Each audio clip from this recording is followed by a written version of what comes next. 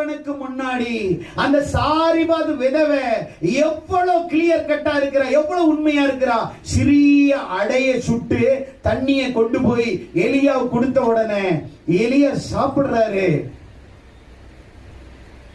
எலியா சாப்பிட்ட பிறகு சொல்றாரு, மகளே, தேசத்துல இன்னும் 3 வருஷம் 6 மாசம் தேசத்துல பஞ்சம் கொடியதா இருக்க போது. மழை பெய்யாது, ஆறுல தண்ணி இருக்காது, குளத்துல தண்ணி இருக்காது, மழை பெய்யாது. 3 வருஷம் 6 மாசம் கொடிய தரித்திரம் சொல்லிட்டு சாப்பிட்டுட்டு சொல்றாரு, தேசத்திலே தேவன் மழையை பெய்யும் மட்டும் உன் கலசத்திலும் உன்னுடைய மாவு பாத்திரத்திலும் எண்ணெயும் மாவும் குறையாது என்று கர்த்தருடைய நாமத்தினாலே கர்த்தருடைய ஜீவனை கொண்டு சொல்லுகிறேன். அவ போய்